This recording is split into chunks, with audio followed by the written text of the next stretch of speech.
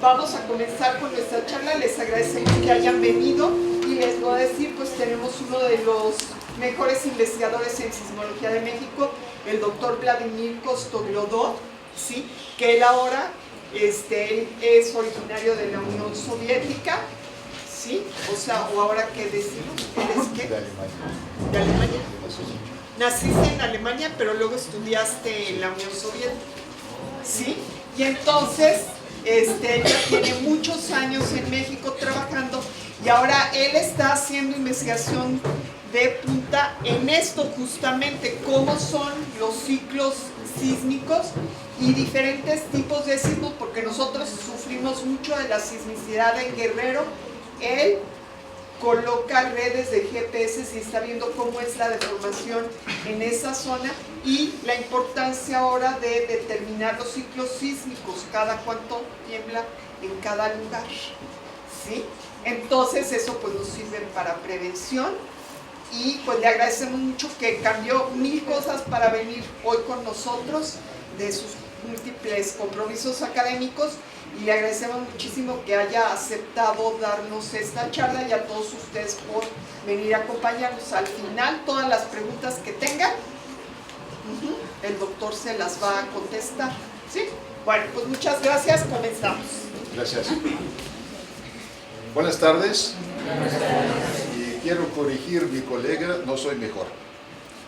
Uno de los mejores. Uno de los mejores. Como dicen en Argentina, que Maradona es mejor futbolista del mundo, pero uno de los mejores en Argentina. Entonces, no soy mejor. No soy mejor y empezamos con esto.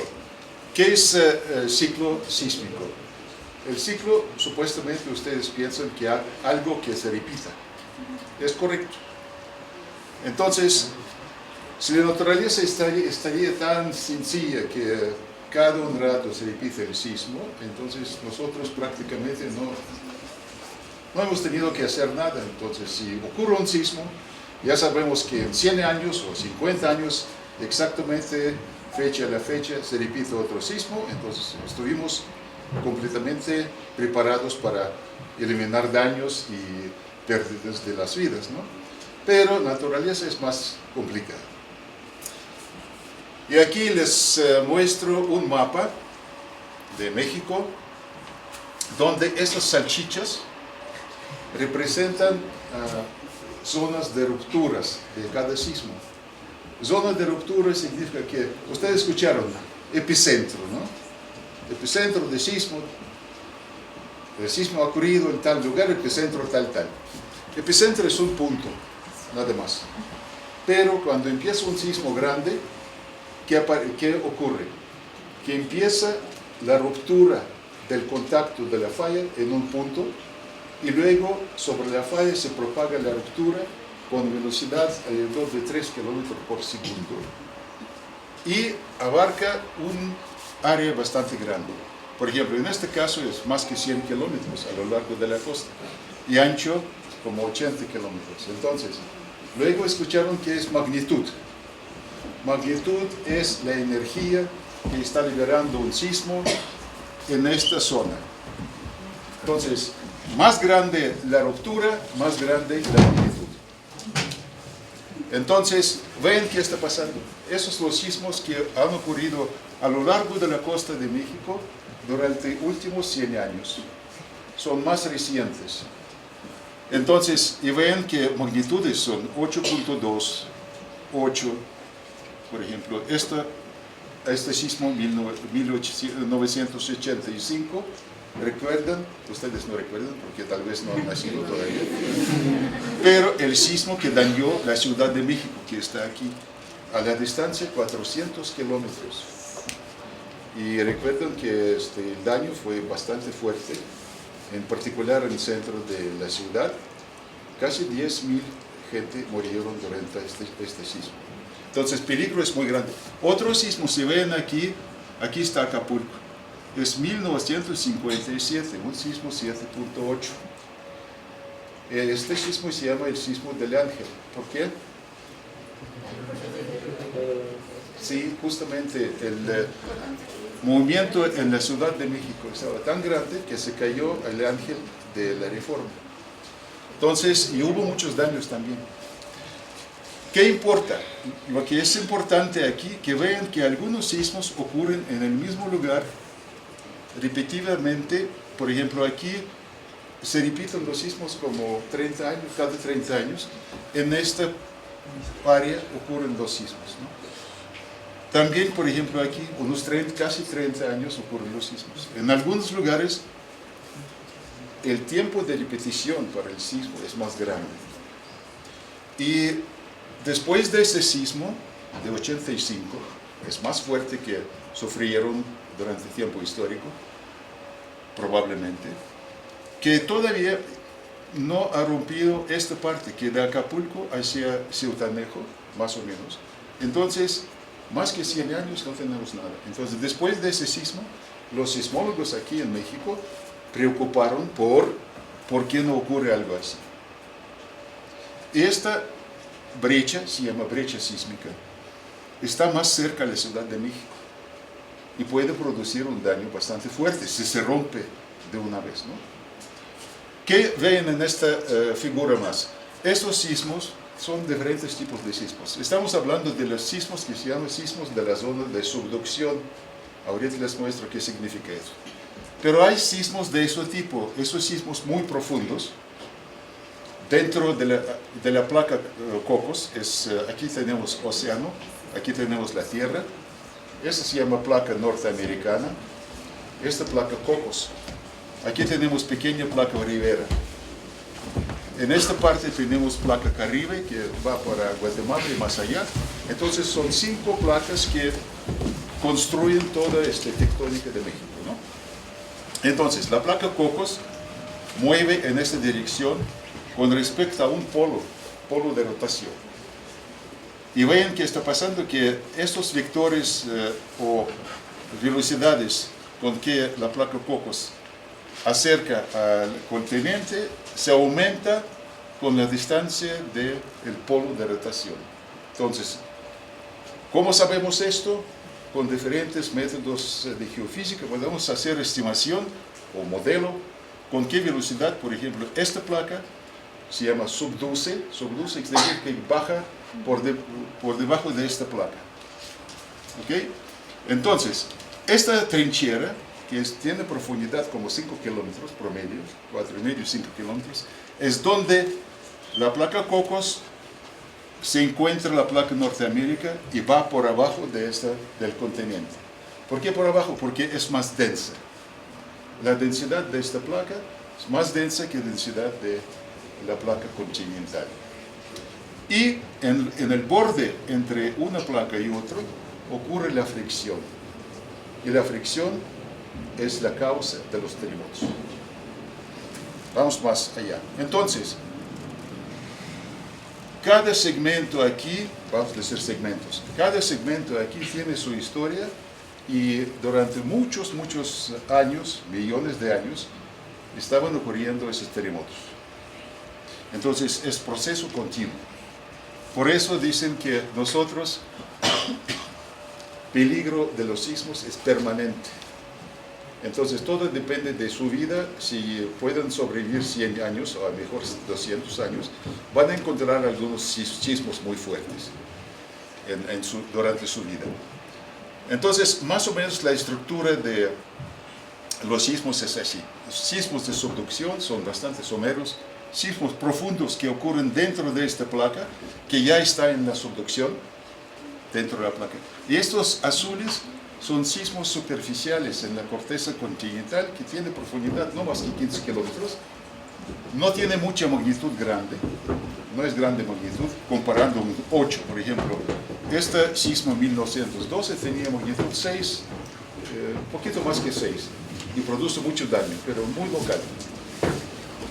Estos sismos producen mucho daño en territorio bastante grande. Y a partir de todo, donde vivimos nosotros, Ciudad de México. ¿Por qué? Porque esta área, toda la cuenca de Valle de México, ustedes saben que es ex lago, un pantano. Entonces se comporta como gelatina. Cuando ocurre sismo a 400 kilómetros, las ondas sísmicas vienen por acá y se aumentan su amplitud, porque es como gelatina y empieza a moverse por todos lados, se refleja de los bordes. Entonces se aumenta la amplitud de oscilaciones que vienen de acá hasta 100 veces. Entonces a veces sentimos sismos en Ciudad de México igual como en la costa, por amplificación de las ondas sísmicas. Por ejemplo, en Cuernavaca, que está por acá, es mucho menos. Es justamente por la estructura de superficie del suelo que tenemos en Ciudad de México.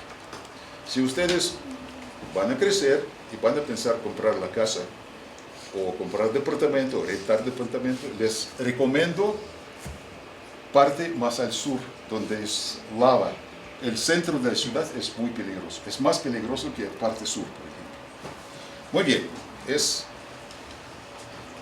entonces todavía tenemos este problema, que no tembló aquí desde 1911, más que 100 años, no tenemos ningún terremoto, mientras los demás periódicamente se temblan entre 30 y 60 años. Muy bien, vamos por acá. Un poquito de física y matemática, ¿no? ¿Qué es aquí? Este eje es el tiempo. Entonces, por ejemplo, estamos aquí y en esta dirección vamos a tener años 2002, 20, 2030, etc., ¿no? Entonces, supongamos que aquí ha ocurrido un terremoto en este momento.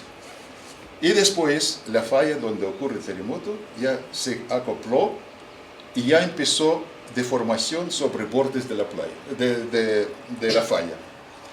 En este momento, en los bordes de la falla está acumulando la fuerza, los esfuerzos, porque estamos moviendo así y por la fricción ocurre la deformación de bordes de la playa. Entonces, si vamos a medir esfuerzos sobre la falla, y con el tiempo este esfuerzo está aumentando, es un modelo muy sencillo, aumentando en la forma lineal, y viene a cierto nivel donde la fricción ya no puede sostener que los bordes de la placa están pegados o acoplados, y ocurre un terremoto, es momento del terremoto. Entonces, cuando el esfuerzo alcanza su límite, ocurre un terremoto. Entonces, luego les muestro cómo ocurre esto. Entonces, ¿qué significa conocer o saber proceso de acumulación de estos esfuerzos y también la deformación? Si este proceso es lineal, es la línea de este tipo, y sabemos velocidad, por ejemplo, o sabemos tiempo de recurrencia es esto, un sismo y otro sismo. Entonces podemos hacer estimación cuándo ocurre el siguiente. Si estamos, por ejemplo, aquí después de un sismo que liberó todo el esfuerzo, tenemos que esperar delta T, esto, para que se acumule suficiente deformación o esfuerzo sobre la falla y ocurre un terremoto.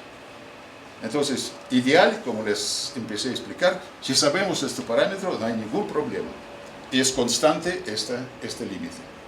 Entonces, cada vez podemos predecir terremoto. Y esto se llama ciclo.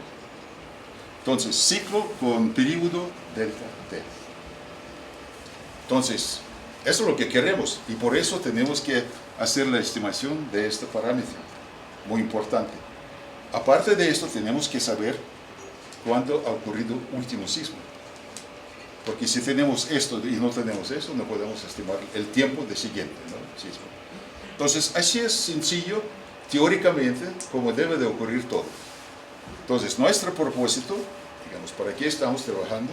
Determinar esto, o si sabemos el ángulo, esto es la tasa de aumento de esfuerzo. Entonces, si sabemos esto, podemos predecir más o menos cuándo ocurre el terremoto. Entonces, esto estamos tratando de aplicar en México, pero en todos los países hacen lo mismo. Entonces, no es tan sencillo, es el problema. El problema es aquí, aquí y acá. Entonces, ¿cómo hacer la estimación de esos parámetros para tener posibilidad, no predecir sismo, pero predicción significa, yo tengo que decir en qué momento, la fecha, la hora y dónde, y aparte de qué tamaño. Entonces les juro que hasta ahora nadie puede hacer esto. Pero puede hacer ¿qué? Pronóstico. Eso significa que dentro de, por ejemplo, 10 años, cierta zona, en la zona costera de México, va a ocurrir sismo con probabilidad, por ejemplo, 90% o 100%. Entonces, dentro de esos 10 años, eso se llama pronóstico, pero no predicción. Pues pronóstico podemos hacer, pero predicción no. Muy bien, vamos a seguir. Entonces, a ver,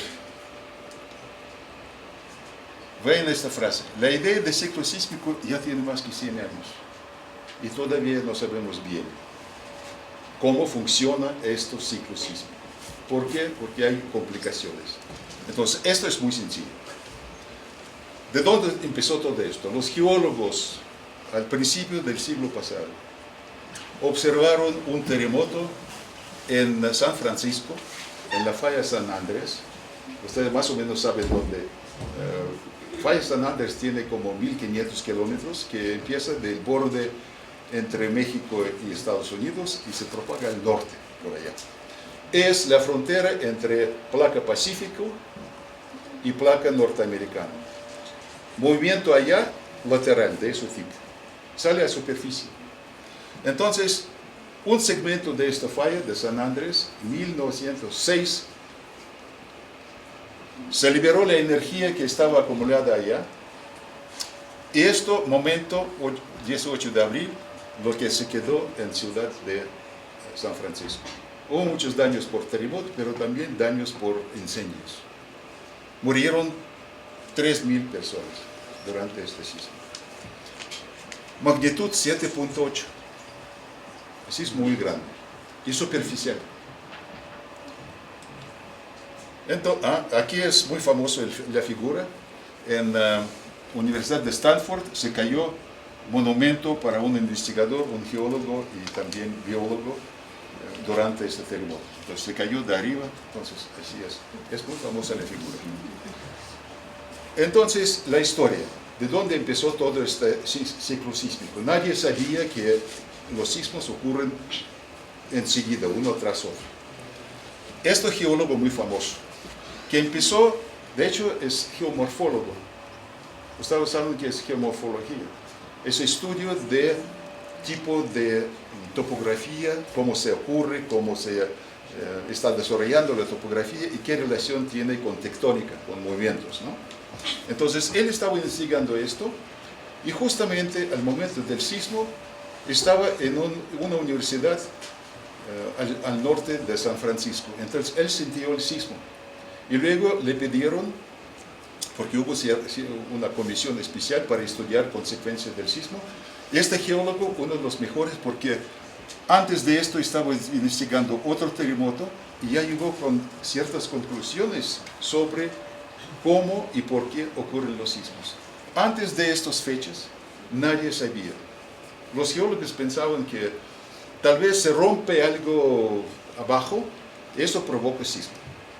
Pero ¿por qué rompe y qué esfuerzos rompen, digamos, la roca, etcétera? Entonces, Gilbert es primero que dijo unas cosas importantes. Aquí, por ejemplo, si un sismo ya pasó en cierto lugar, en una falla, primero que los sismos ocurren en 99% de casos sobre las fallas, los lugares que son frágiles primero y son muy suaves, con comparación con la roca que forma esta falla, ¿no?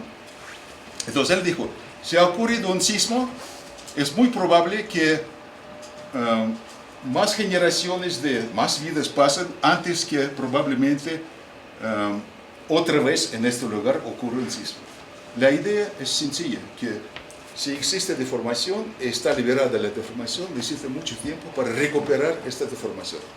Y la deformación debe ser elástica, que no se pierda inelásticamente o a veces la falla puede hacer creep. Creep significa que se traslada así lentamente sin ninguna notable acumulación de deformación. Entonces lo que está liberando el sismo es la deformación elástica. Ya está claro, ¿no? Es como un resort. La comprimimos y dejamos instantáneamente para que se rebote, ¿no? Entonces, esto se llama ciclo sísmico, que en el mismo sector de la falla necesita mucho tiempo para acumular de nuevo la energía y repetir el evento. Entonces, esto es el ciclo sísmico. Entonces, las ideas de Gilbert fueron publicadas al principio del siglo pasado. Y luego él dice, y si vemos en un segmento de la falla que no se tembló mucho, pero hay evidencias que puede temblar, más tiempo esperamos, más grande magnitud va a ocurrir el sismo, porque más energía va a acumular. Este principio funciona siempre. Entonces, esto lo que estamos llamando la brecha sísmica, que un sector de la falla que potencialmente puede producir el sismo y no observamos el sismo por mucho tiempo, entonces debe ser más energía acumulando con el tiempo. Más y más tiempo esperamos, más grande tenemos que esperar un terremoto. Es otro principio muy importante.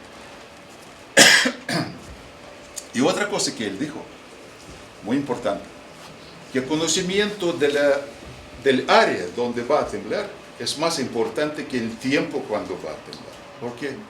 Porque no podemos predecir, pero podemos prognosticar. Y pronóstico significa que sabemos lugar, entonces construyen bien. Porque si construyen mal, va a caer. Es el principio más importante. Entonces, los sismos no matan personas. Las personas mueren por las consecuencias de mal construido edificio. Es esto. O incendios. Entonces, la cosa es que hay que prepararse para los sismos. Muy bien. Esas fotos él tomó después del sismo. Y muy interesante que aquí ven que amplitud de movimiento estaba tan grande que hasta el locomotivo se cayó. En muchos esos fotos que tomó Gilbert, presenta una mujer, es su novia. Mientras estaba viejo, pero tenía una novia y pensaba casarse, pero se murió después. Aquí también ven su novia. Es una bióloga, se llama Alice Easterwood. No, porque su mujer se murió y luego muchos años vivió solo, encontró una mujer que le gustó, pero no sobrevivió hasta la boda, ¿no? Entonces, ¿qué ven aquí, aparte de su novia? Que una falla se expresó en superficie. Hubo un deslizamiento de ese tipo y ven que se abrió la grieta de ese tipo. Y también en algunos ranchos que ven aquí, hubo desplazamiento unos metros. Entonces, aquí pasa la falla. Entonces, durante el sismo, antes del sismo, esta parte estaba aquí, el sismo y la falla pasa por acá. Entonces lo que ocurre exactamente, estamos viendo hacia este. Si imagínense falla San Andrés, a un lado es Norteamérica, a otro lado es Pacífico, la placa Pacífico. Y la placa Pacífico mueve en esa dirección. Entonces, relativamente, con respecto, aquí está Norteamérica, aquí está placa Pacífico. Entonces ven que por mucho tiempo en estas zonas estaba acumulando la deformación y finalmente se rompió este sector de la falla y rebotó de esta manera. Entonces, esta cerca estaba construida antes del terremoto y nadie sabía que aquí pasa la falla. La falla estaba escondida. A veces pueden ver en superficie, pero si repite el terremoto, por ejemplo, por el periodo de recurrencia, 200 años, se cubre cualquier tipo de la falla con con el suelo y finalmente no la ven. Entonces aquí no sabían qué pasa la falla y finalmente 1906 se ocurrió el terremoto y ya saben dónde pasa la falla. De hecho ahora hay métodos como identificar la falla escondida, pero todavía no sabemos dónde podría pasar esta falla, dónde buscar. Muy bien, aquí está la ilustración, que aquí está la cerca antes del terremoto.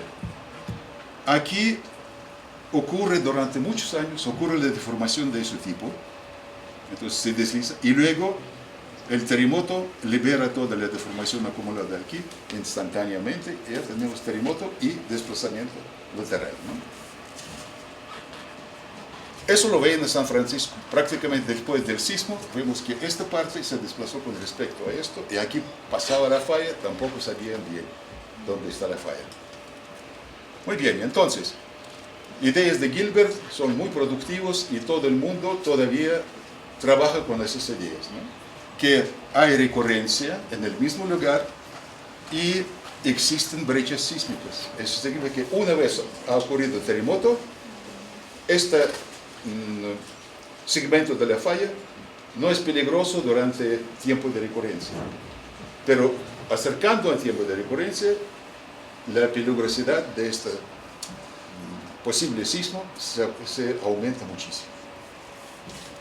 Muy bien, otro geólogo también, Wright, que estaba trabajando junto con Gilbert, él avanzó un poquito más, porque Gilbert como geomorfólogo estaba tratando de ver nada más señales del terremoto.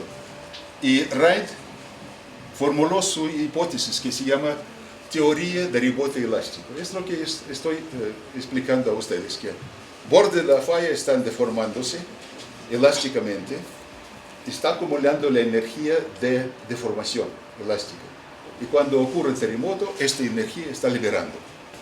Es exactamente lo que están observando. Si vemos aquí, por ejemplo, la falla, vemos la falla de arriba, entonces durante el tiempo entre un sismo y otro sismo, se llama tiempo intersísmico. Aquí tenemos la distancia, la falla está aquí, esta perpendicular a la falla. Deformación ocurre en esta manera, es igual como aquí. Y cuando ocurre sismo, esta deformación se libera en esta manera. Más cerca de la falla, tenemos desplazamiento más grande. Entonces, más peligroso estar cerca de la falla. Pero si tenemos la situación como Ciudad de México, amplificación de las ondas sísmicas pueden producir efecto muy parecido si estamos cerca de la falla. No quiero asustarnos, pero es así. Entonces, la teoría de rebote elástico de Wright no es todo para hacer buen pronóstico. ¿Por qué no es todo? Porque hay ciertas condiciones para que funcione este modelo. ¿Qué condiciones son? Terremotos característicos. ¿Qué significa esto? Que el terremoto siempre ocurre en el mismo lugar, en la misma zona. Si la zona no es la misma, entonces esta no funciona.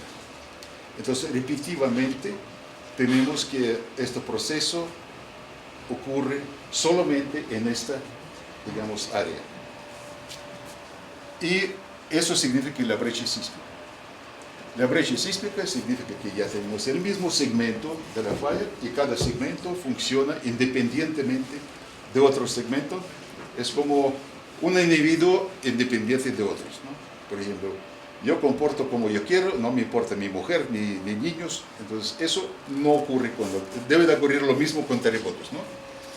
Entonces, tenemos que investigar periodos de recurrencia, delta T, recuerden, ¿no? Los periodos de recurrencia, tenemos que tener datos históricos, porque la vida no alcanza para, por ejemplo, si periodo de recurrencia 200 años, entonces, ¿cuántas generaciones? Como 5 generaciones tienen que vivir para tener un terremoto que tiene periodo de recurrencia de 200 años. Está claro, ¿no? Datos geológicos, pero no tenemos mucho. Los japoneses, los monjos en Japón, tienen registros de terremotos desde hace 800 años, o un poquito más. En México apenas tenemos catálogo más o menos bueno, 100 años. y super terremotos grandes del siglo XIX, muy pocos que estamos prácticamente seguros de magnitud, de localización, etc. Entonces nos falta información. Podemos extraer la información de datos geológicos, porque en algunas fallas hay rocas que muestran que hubo deslizamiento de ese tipo, o si hacemos una trinchera, podamos ver también cómo los estratos de sedimentos se cambiaron instantáneamente con respecto a un lado y otro lado de la falla. Esos datos geológicos, y aparte podamos ficharlos con diferentes métodos. Entonces podamos decir que este deslizamiento instantáneo ha ocurrido en tal año. Entonces eso nos da muchísima información del tiempo de recurrencia de esos sismos. Y datos geodésicos. Datos geodésicos es lo que estamos midiendo con, ustedes no pueden medir con su teléfono su posición, ¿no? Pero los equipos que tenemos, GPS, pueden medir milímetros. Por ejemplo, yo cada día tengo mi posición de mi punto de la estación antena de GPS con precisión 2 milímetros. Entonces, si yo tengo deformaciones 5 centímetros por año, fácilmente puedo ver cómo se deforma cada día, por ejemplo, cómo se mueve mi estación. Ahorita les voy a mostrar. Desafortunadamente, esas mediciones geodésicas con sistemas satelitales empezaron hace 30 años y no tenemos la historia anterior. Entonces, toda esta composición de los datos, conjunto de los datos, nos da posibilidad de estimar periodo de recurrencia. Es muy importante. Ya saben, ¿no? Algunas fallas, por ejemplo, puede ser falla de rumbo, falla superficial, puede ser falla normal, cuando tenemos movimientos de ese tipo, puede ser falla inversa, normal falla así, y reversa es así, ¿no? Entonces, falla reversa en el océano puede provocar tsunamis. Es otro peligro que tenemos en las áreas costeras, ¿no? Eso, por ejemplo, en 2011, en Japón, ven que tsunami desplazó muchas casas. Es un terremoto increíblemente grande.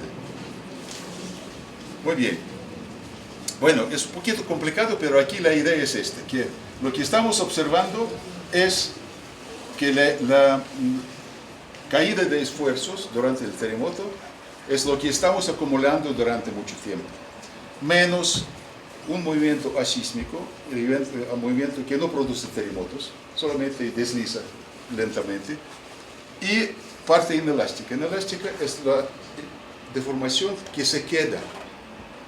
La deformación que se queda forma las montañas. Entonces, el truco es medir esta parte que corresponde a un sismo. Esto nos da más o menos la información de magnitud del sismo, cuánta energía va a liberarse durante el sismo. Y este modelo se llama modelo determinístico. Ustedes escucharon que mucha gente está tratando de aplicar diferentes métodos para predicción de los sismos, ¿no? Por ejemplo, modelos determinísticos significa que todo está determinado y sabemos bien la física del terremoto, cómo está acumulando la deformación, cuál es el coeficiente de fricción, el límite de esfuerzo. Entonces, muchos procesos que todavía no sabemos. La física de terremotos todavía es una ciencia que está tratando de aprender cómo ocurre el terremoto. Ya que no sabemos, no podemos hacer predicción. Y hay muchos parámetros que influyen la energía que está acumulando. Hay otro tipo de predicción, estadística. Yo tengo mi catálogo y yo puedo decir que, por ejemplo, aquí ha ocurrido un terremoto, en tanto tiempo otro, y puedo calcular promedio de tiempo de recurrencia. Entonces, estadísticamente yo puedo decir, yo tengo, por ejemplo, 30 años que el terremoto ocurre en este, segmento de la falla, plus menos 10 años. Entonces yo tengo distribución de probabilidad de ocurrencia del sismo, o periodo de recurrencia. Entonces, es estadístico. Hay otros métodos, por ejemplo, el método astrológico. ¿Saben qué es astrología? Es una predicción de todo con ¿dónde están todos los planetas? Yo no soy astrólogo. ¿Dónde están todos los planetas? Y yo puedo decir que en tal momento puede ocurrir el sismo. Entonces, dicen que esos tres métodos, físico, estadístico y astrológico, son iguales de su efectividad. Pero es más barato astrológico. Muy bien, vamos, seguimos. Entonces, ciclo sísmico, ¿qué es esto? Aquí tenemos desplazamiento o esfuerzo, porque desplazamiento o deformación, si tenemos pura elasticidad, son proporcionales, ¿no? Desplazamiento, y aquí tenemos tiempo. Aquí ocurre un terremoto, y después del terremoto empieza a acumularse desplazamiento, hasta cierto límite y otro terremoto. Entonces, otro parámetro que es interesante es tener esta velocidad de acumulación de desplazamiento. Entonces, si tenemos esta figura, podemos medir este tiempo y este parámetro, velocidad, tasa de acumulación de deformación, ya está resuelto el problema. Si todo funciona así. Entonces, otra vez, podemos determinar tiempo de recurrencia si sabemos este parámetro y magnitud del terremoto. Es muy importante. Entonces, la condición, tasa de deformación debe ser constante, no se cambia. Primera complicación viene de acá. Después del sismo, viene un periodo postsísmico donde esta acumulación no es lineal. O a veces ocurre un sismo, rebote, y después de este rebote sísmico, viene un periodo largo cuando se mueve todavía la falla en la misma dirección. Este periodo postsísmico que no es lineal. Entonces, esta ecuación no funciona. Deformación durante el sismo no será proporcional con el tiempo porque aquí tenemos coeficiente que no es constante. Pero la mayoría del tiempo está así. Entonces, el modelo que usaban mucho tiempo, casi 100 años, pensaban que así funciona todo, y se ocurrió que no, hay más complicaciones. Muy bien, vamos a ver en México qué está pasando. Aquí tenemos otro tipo de falla, la falla se llama falla inversa, porque aquí tenemos la placa Cocos, placa oceánica, que se mueve por abajo de la placa continental, que es la placa norteamericana. En este caso vemos que Acapulco está aquí. Esta velocidad es 6,5 centímetros por año en la región de Acapulco. Entonces cada año la placa Cocos mueve en el manto 6 centímetros. Entonces supongamos que pasó 100 años. ¿Cuánto de esta placa en la interacción con placa arriba produjo deformación? Si todo es elástico, si no hay pérdidas para orogenesis, no hay pérdidas para deslizos inelásticas, entonces 6 centímetros por 100 años. ¿Cuándo vamos a tener? 6 metros. Y un sismo de magnitud 8 tiene deslizamiento sobre la falla de 5 a 6 metros. Instantáneo. Entonces, 100 años, estamos 6 centímetros, es así, por año, aumentando deformación de esta placa, está deformándose aquí. Y luego viene un momento cuando aquí rompe el contacto y la placa arriba rebota 6 metros instantáneamente. Es un sismo enorme, es muy grande. Muy bien, entonces la situación es así, que la placa Cocos subduce aquí tiene interacción con la placa continental y luego rapidísimo baja en el manto. ¿De dónde sabemos todo esto? De datos sismológicos. Podemos ver la frontera entre esta placa y esta placa, podemos ver parte más fría en el manto, entonces la placa sigue esta configuración. Lo que es único para México, que parte de la placa tiene como más que 100 kilómetros subhorizontal.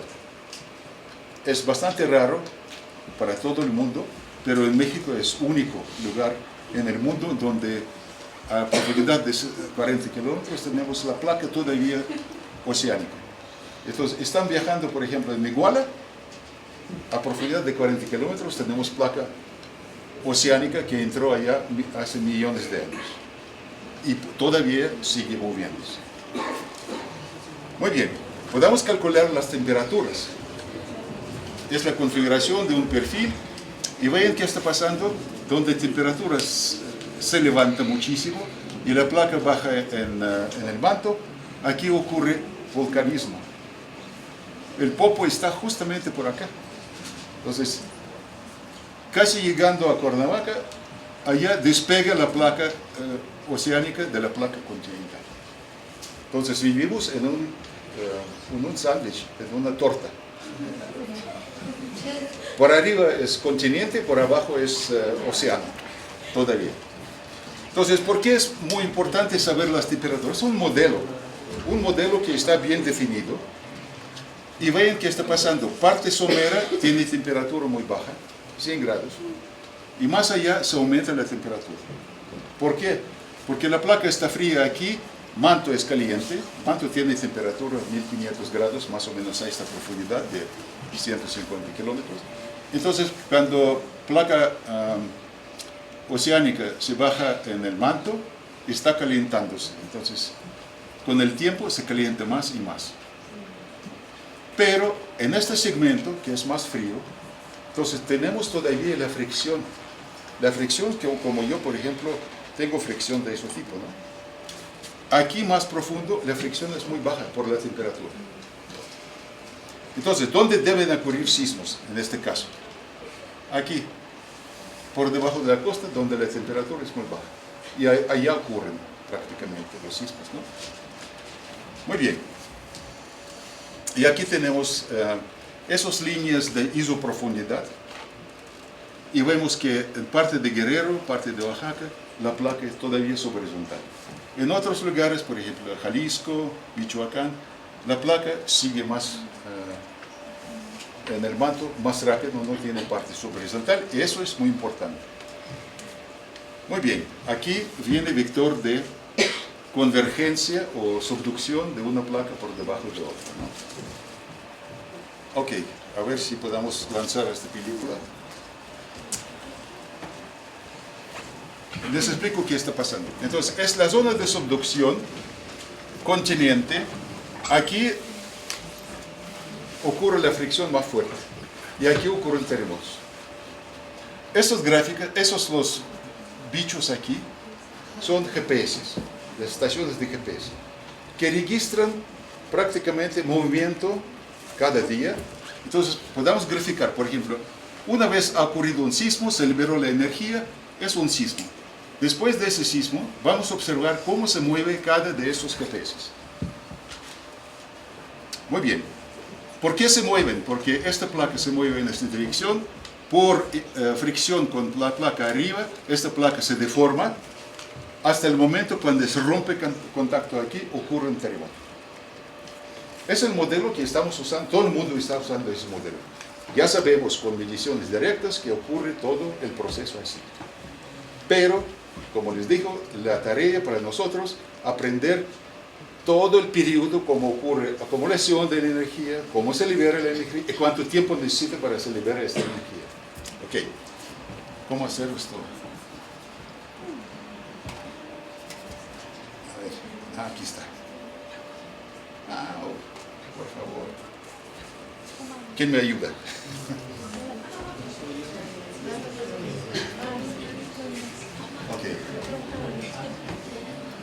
Aquí ven qué está pasando.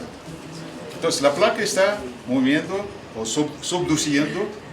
Ven qué está pasando aquí. La fricción provoca que el continente está en la compresión y se deforma. Rompe contacto, ocurre un sismo y provoca empuje del agua, es tsunami. Aquí ocurren tsunamis. Entonces, ¿podemos tener tsunami en México? Sí, hay muchos tsunamis. Cada terremoto en la costa produce tsunami. Puede ser grande, chiquito, pero todo depende de dónde está esta parche acoplada y, por supuesto, la dimensión de ese terremoto. Muy bien. Entonces, un ejercicio que hicieron 81, el profesor Singh que es un sismólogo más famoso de México. En 81, antes del terremoto 85, estaba jugando con catálogo de terremotos y decidió hacer esta gráfica. Aquí tenemos distancia a lo largo de la trinchera, a lo largo de la costa. Entonces, aquí tenemos, por ejemplo, Colima, Jalisco, Michoacán, Guerrero, Oaxaca. Entonces, esa línea a lo largo de la costa. Y aquí tenemos tiempo, en años. Empieza 1800 y termina 2020, pero 20 todavía no vimos nada. Entonces, esos puntos son terremotos grandes en el catálogo. Entonces, por ejemplo, antes de 1900 no hemos tenido mucha información, solamente aproximadamente localización de epicentro, no sabemos zona de ruptura. Después ya tenemos información sobre zona de ruptura, extensión de la zona de ruptura. Entonces, de acuerdo con la teoría de Gilbert y Wright, donde no ocurre mucho tiempo terremoto, pero debe de ocurrir, entonces finalmente tiene que ocurrir. Entonces, el profesor Sink mostró aquí que hay una, se llama brecha sísmica, en Jalisco, Michoacán, Guerrero y parte de Oaxaca, es Ometepec. Hay una brecha muy grande, y no sabemos por qué, en Tehuantepec. Entonces, él terminó 88, este ejercicio. Vamos a ver si funciona la idea de esas brechas sísmicas. Entonces, ven, estos son terremotos recientes, grandes. ¿Ven qué está pasando? Las brechas sísmicas ya llenaron con terremotos que vienen después. Entonces, por ejemplo, este terremoto en Jalisco, 1932, más grande que ha ocurrido en la costa de México en tiempo histórico. 8.2, un terremoto muy grande. Entonces, 1995, otro. Repetición. Entonces, que tenemos alrededor de 60 años de tiempo de recurrencia de este terremoto. Desafortunadamente, no tenemos mucho conocimiento de los sismos en esta zona anteriores. No había historia, ¿no? Y aparte, imagínense que Acapulco, hace 200 años, ¿no? Es una aldea. Mucha gente pobre que vive en una palapita con hojas de palma, ¿no? Y si cae una hoja de palma sobre la cabeza, no hay ningún problema, ¿no? Entonces, ni siquiera apuntaron algo importante, ¿no? Mientras el sismo podría ser más grande, ¿no? Ahora en Acapulco, por ejemplo, construyen edificios tan grandes que a lo mejor que no entrar allá en el caso de un terremoto, ¿no? Entonces, ¿qué se quedó? En este momento, usando esta gráfica, se quedó brecha de Guerrero, más que 100 años no hay nada, y Tehuantepec. Tehuantepec, nadie sabe qué está pasando allá porque es una zona muy interesante y no tenemos ninguna evidencia de ningún sismo en catálogo que en la zona de Tehuantepec hubo algún sismo. Entonces, tenemos que preocuparnos por la brecha de Guerrero. Y esto actualmente fue objetivo de estudios después del sismo de 85. Si va a temblar fuerte, va a temblar cerca de Acapulco y más cerca de Ciudad de México. Entonces, la cosa es que no sabemos periodo de recurrencia para esta zona y no sabemos por qué tanto tiempo no ocurre nada. Muy bien, otro ejercicio muy sencillo. En cada región, Guerrero, Jalisco, Colima, ponemos aquí todos los sismos grandes, esa magnitud, esa fecha o año de ocurrencia, ¿no? Siguiente sismo, siguiente. Entonces podemos entre este sismo, esto y esto, calcular periodo, digamos, tiempo de recurrencia y tomar promedio. ¿Ok? Entonces tenemos promedio, por ejemplo, para todos sismos 34, máximo como 60 años, 70 años para Michoacán. Entonces, esto promedio de ocurrencia de los sismos. Entonces, eso nos da la idea sobre posibilidad de cuándo ocurre el siguiente. Entonces, vamos a hacer esto. último sismo, por ejemplo, 57 plus 56 años, es una estimación muy, muy cruda del siguiente sismo. ¿Cuándo va a ocurrir? Entonces, para cada esto, vamos a agregar periodo de promedio de recurrencia. Entonces, lo que vemos aquí, que la predicción no está tan mal. Miren, la predicción, 2015, el sismo ocurrió 2014. No está mal, ¿no? 2005, 2003. Últimos. 2006, no, 2014, 2012. Entonces funciona. Funciona, ciclo sísmico funciona.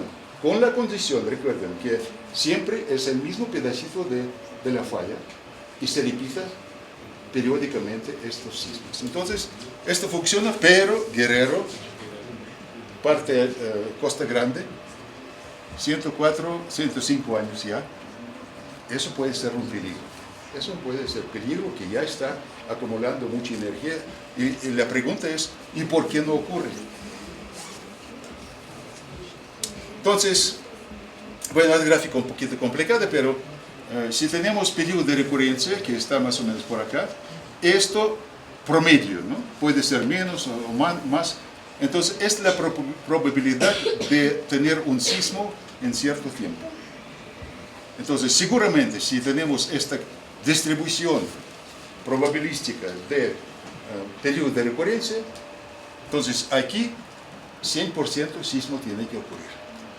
Entonces, nuestro problema es que no tenemos muchos datos en el catálogo para determinar esta distribución. Sabemos que promedio más o menos, pero no sabemos estos los alas de distribución. Puede ser así, puede ser así, porque no tenemos muchos datos en el catálogo. Es el problema.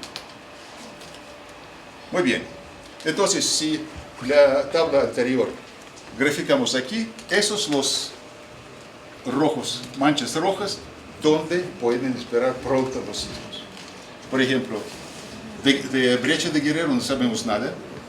El sismo de Ángel ya tiene que ocurrir pronto. Ya sobrepasamos nuestra estimación, pero recuerden que es promedio y tiene error. Entonces, pero es pronto va a ocurrir aquí, ¿no? Parte de Oaxaca, 2006, y también ya estamos esperando que ocurra algo, ¿no? También en Oaxaca aquí, Teontepec, no tenemos ninguna información de Teontepec. Entonces, las zonas más peligrosas de este catálogo, podamos decir, y tiempo de recurrencia, podamos decir, una aquí y dos parches aquí. Puede ser una pregunta, y puede ser súper terremoto.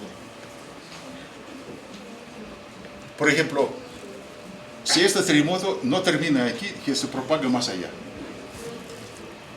O por ejemplo aquí, dos parches, este parche ya tiene bastante tiempo también. Se ocurre aquí y se propaga aquí.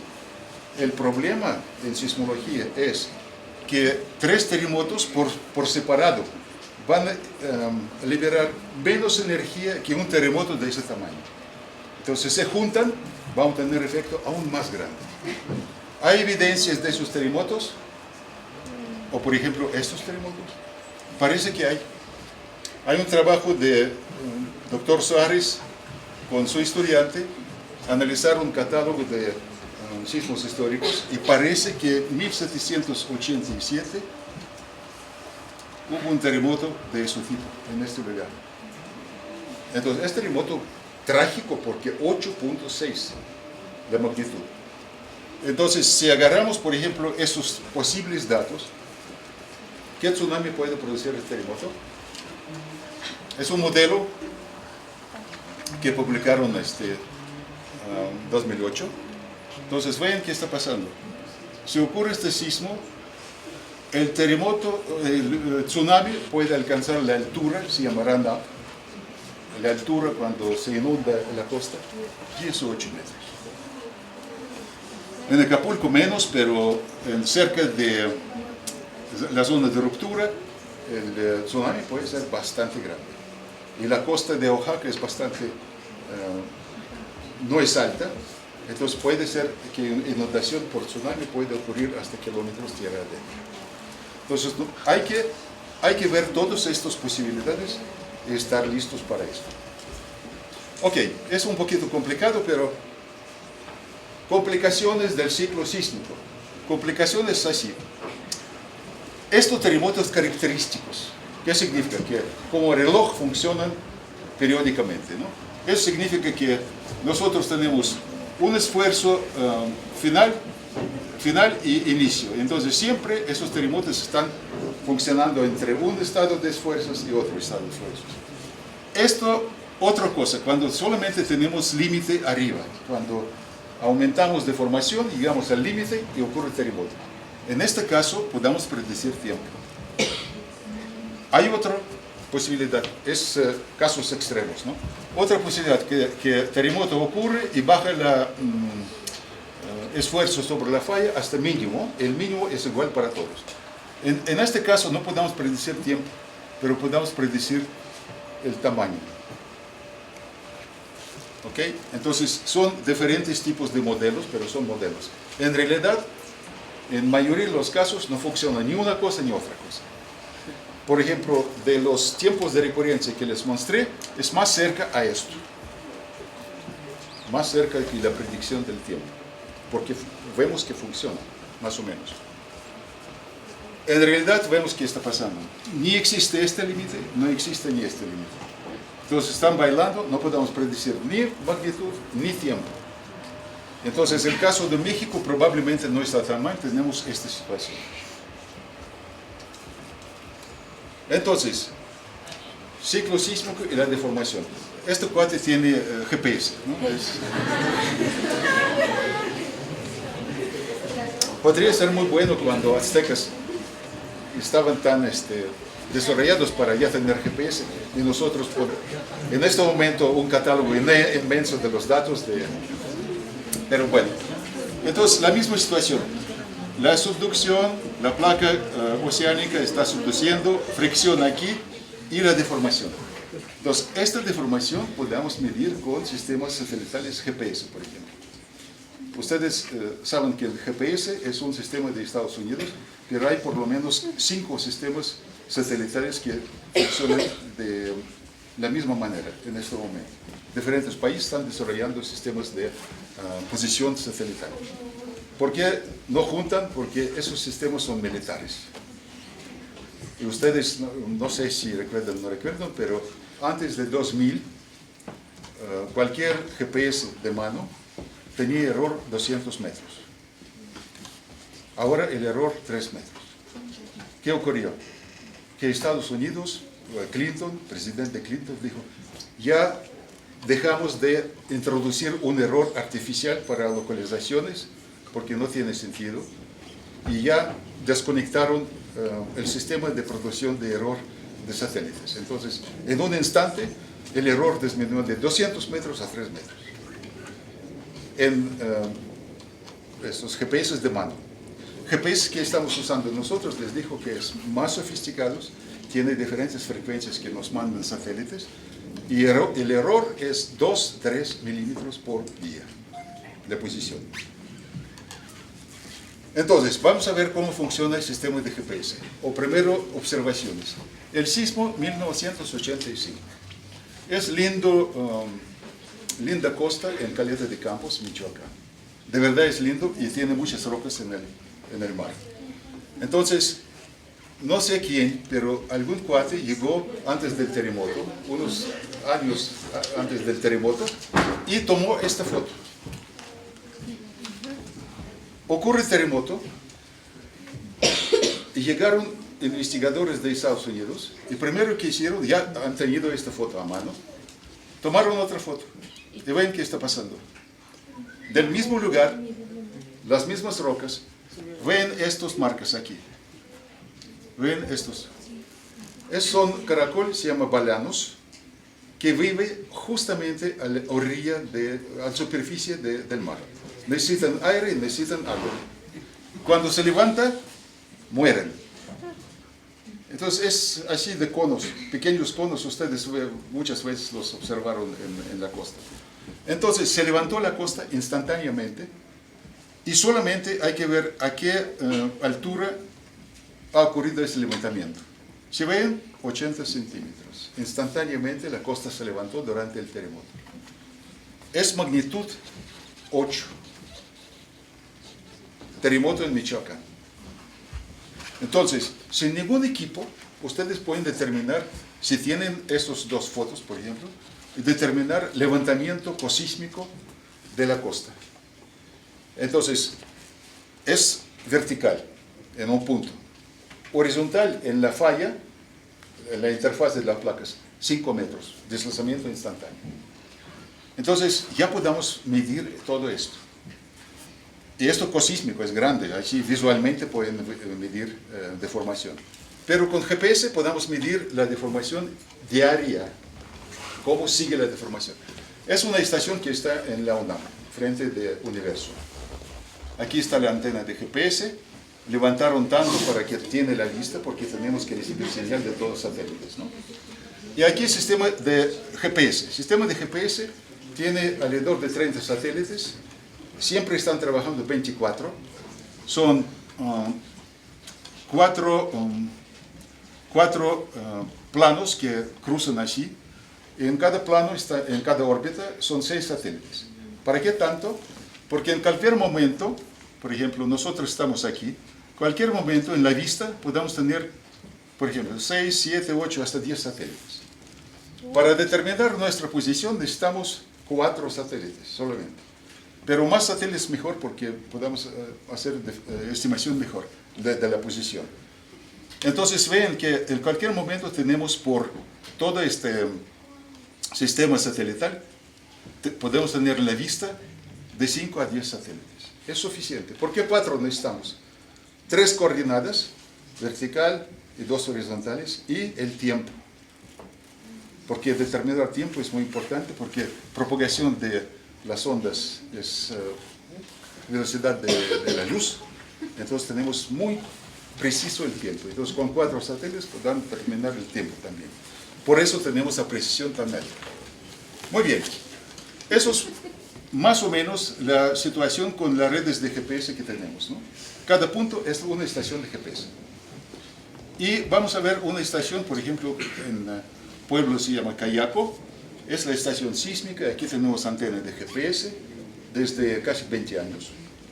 Y vamos a ver el registro en esta estación. El registro es así. Componente norte-sur, este-oeste y componente vertical. ¿Ven qué está pasando? Es bastante raro. Cuando instalemos este equipo aquí, esperamos que podamos medir esta tasa de deformación. Y estamos muy sorprendidos que la tasa de deformación, la tasa es esta. Digamos, ángulo entre horizontal y esta, ¿no? Y la tasa estaba muy alta. Si tomar en la cuenta tasa de deformación, entonces sismo en Brecha de Guerrero tenía que ocurrir a fuerza, hace muchos años, pero no ocurre. Y luego con años encontramos que algo raro. ¿Ven qué está pasando? En un momento, durante varios meses, ocurre rebote. Ven, este componente norte, componente este-oeste, entonces Víctor está así, ¿no? El movimiento con respecto a la costa. Y coincide con vector de subducción. Entonces, el empuje de placa oceánica produce deformación de la placa continental. Y esto es muy parecido al sismo. El sismo, la única diferencia, el sismo ocurre instantáneamente y esta cosa dura casi un año. Entonces, ¿qué está pasando? Eso significa que cada 4 años aproximadamente tenemos un evento que está liberando la energía elástica, pero no en la forma de sismo, en la forma de un evento silencioso, que no ocurre ningún terremoto. Tenemos un deslizamiento muy lento. Y cada 4 años estamos sufriendo esto, no vemos nada, pero deformaciones bastante grandes. Es 6 centímetros aquí, 6 centímetros horizontal. Entonces los vectores muy grandes, es comparable con un sismo de magnitud 7, pero es muy lento. Entonces, en realidad, lo que tenemos que ver, no esta deformación, pero deformación a largo plazo. Esas deformaciones muy pequeñas, por ejemplo, subsidencia de la costa, menos que 3 milímetros por año. ¿Recuerdan 80 centímetros durante un terremoto en Michoacán? Si supongamos que la costa tiene que levantarse 80 centímetros, entonces tenemos que acumular esos 80 centímetros. Y si tenemos solamente 3 milímetros por año, menos que 3, entonces el periodo de recurrencia podría ser 200, 300 años. Y si pensamos que el último sismo en 1911, entonces tenemos unos 200 años más y tenemos que preocuparnos o no. Entonces, es primera vista después de ver estos datos, ¿no? En realidad, tenemos que tomar muchas precauciones porque no es tan sencillo, la Tierra no es tan sencilla. Entonces, puede ser algunos variantes impredecibles, ¿no? Esto, ejemplo de un evento lento, sismo lento, 2012. Cada estación aquí es estación de GPS y vectores, estos amarillos, se pueden verlos, es tasa de desplazamiento durante el periodo entre un evento y otro evento, esa tasa. Y aquí vectores es rebote lento. ¿Ven qué área está involucrado en este rebote? Inmensa. Todo el estado de Guerrero se desplazó lentamente, incluyendo el Popo. 1 centímetro durante un año, todo el edificio del Popo se desplazó hacia el sur. Entonces, por eso, la magnitud de este evento equivalente a un sismo 7.5. Entonces, está sacando parte de energía que podría disparar durante el terremoto. Entonces, es bueno, de mi punto de vista, es bueno.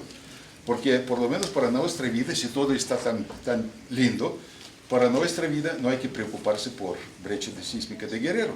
A lo mejor preocuparse aparte al sur de Acapulco, 1957, el sismo del Ángel, ¿no?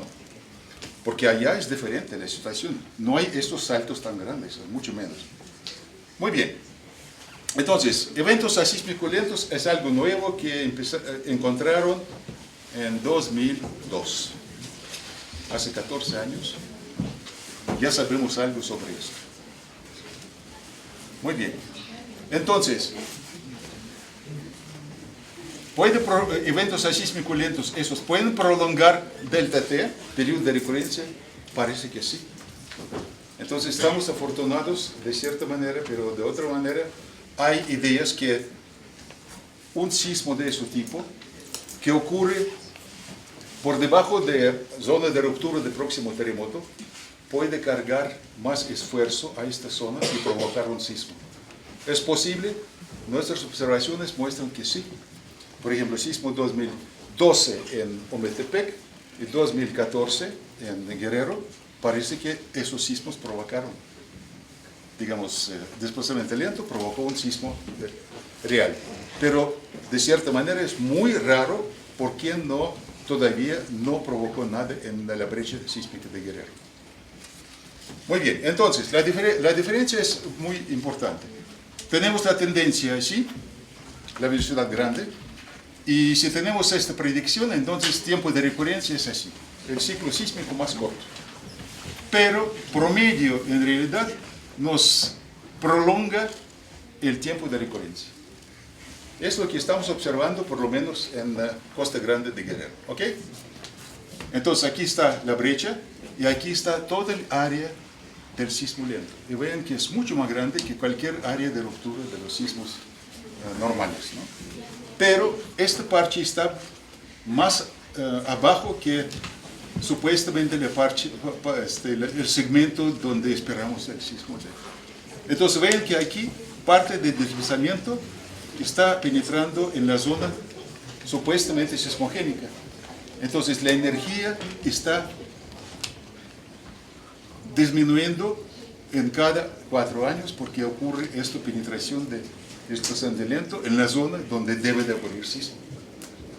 Entonces, esta situación cambia el ciclo sísmico drásticamente. En lugar de hacerlo más corto, hace más grande. Muy bien, entonces ya llegamos a las conclusiones y vamos a ver argumentos al favor del ciclo sísmico. Recuerden que tenemos que tener zona bien definida, independiente de otras zonas, ¿no? Luego, la carga que ocurre entre dos placas debe ser continua, constante. Y la otra cosa ¿qué más aquí? Entonces, vamos a ver, aplicando con la zona de subducción de México. Debe ser segmentada y segmentos rompen periódicamente, por lo menos en tiempo de nuestro catálogo, ¿no? Porque si el catálogo no es completo, entonces podemos perder algunos sismos allá y de esta manera ya sobreestimar el periodo de recurrencia, ¿no? Entonces, tiempo de vida de las brechas sísmicas, de 30 a 70 años. Esto lo vimos con catálogo. Pero tenemos anomalía como brecha sísmica de Guerrero, que puede tener más que 100 años, por lo menos lo que vemos, ¿no?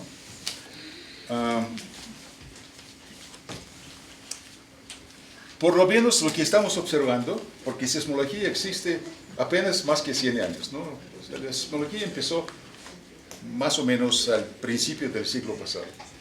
Entonces, por lo menos si en el catálogo vemos que los sismos ocurren independiente uno a otro, entonces la idea de ciclo sísmico funciona. Si no, no funciona. Más o menos eso observamos en México y no está tan mal porque podemos aplicar la idea de ciclo sísmico para pronóstico de los terremotos. Argumentos contra el ciclo sísmico. Terremotos grandes, tipo falla inversa, es la zona de subducción, a veces ocurren en pares. ¿Qué significa esto? Que un terremoto, de cierta manera, influye otro segmento. Entonces, este proceso no es pozzaniano, entonces no son independientes. Por ejemplo, 1932, un evento grande y luego otro evento grande, a un lado. 1985, un evento grande, 19 de septiembre. 21 de septiembre, otro evento a un lado, doble. Entonces, un evento influye la recurrencia de otro. Ometepec, varias veces doble evento. Debajo de Acapulco, 1962.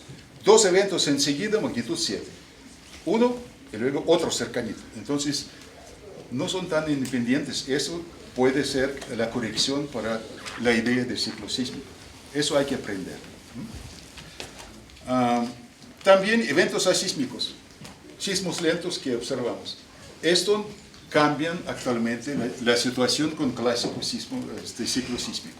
Puede acelerar el sismo o puede prolongar el periodo de recurrencia. ¿Okay? Puede ser un efecto drástico, absolutamente trágico. Y eso fue colapso de las ideas de sismología que ocurrieron, este colapso en 2004. Recuerden, super terremoto en Sumatra. Cuando diferentes parches, diferentes segmentos de la falla se juntaron y producieron un terremoto con zonas de ruptura 1000 kilómetros. 1000 kilómetros es lo que tenemos prácticamente toda la costa de Puerto Vallarta hacia Salina Cruz. Si ocurre este terremoto en México, es poco probable porque es muy segmentado la zona sismogénica. Entonces, para producir el sismo de ese tipo, la única condición que puedo, digamos, explicar por qué el sismo de ese tipo es posible, tener todas parchitas estas a lo largo de la costa, bien preparados, sincrónicamente preparados para un sismo. Y si empieza uno, entonces el sistema va a propagarse uno por otro. En esta situación, tal vez es posible, digamos, en 5 o 10 mil años, pero en presente es prácticamente imposible. Ya vieron que hay algunos parches que sí teóricamente pueden juntarse, pero no en este momento. Toda la costa no. Entonces, magnitud 9, no podemos decir que es posible. Pero en otras partes del mundo sí, en japoneses que tienen historia de catálogos, tienen cobertura de redes sísmicas, redes de GPS, más densas del mundo. Y un fracaso con eventos de Tohoku, con super tsunami, etc. No han podido imaginar que estos parches pueden juntarse y engañar a todos los sismólogos, ¿no? Hubo impredecible absolutamente esta situación. Muy bien. Entonces, últimamente, el probable terremoto tipo 1787 puede ocurrir en Guerrero y Oaxaca. Probablemente que sí, pero en este caso vamos a tener algo extraordinario. Y hay que reconsiderar toda la idea de ciclo sísmico. Probablemente que súper grandes terremotos tienen su propio super ciclo sísmico. Entonces, esta parte que tenemos que investigar, pero tenemos muy pocos datos en este momento. Entonces, la esperanza que ustedes vienen en la sismología y en 100 años por lo menos van a tener la respuesta a esto, ¿no? Entonces, modelo ideal de ciclo sísmico, ¿no? Aquí tenemos la costa o trinchera y los segmentos por todos lados independientes. Entonces, el Dios nada más empuje aquí o aquí, entonces todos los terremotos se repiten por voluntad del Dios, ¿no? Muy bien, gracias.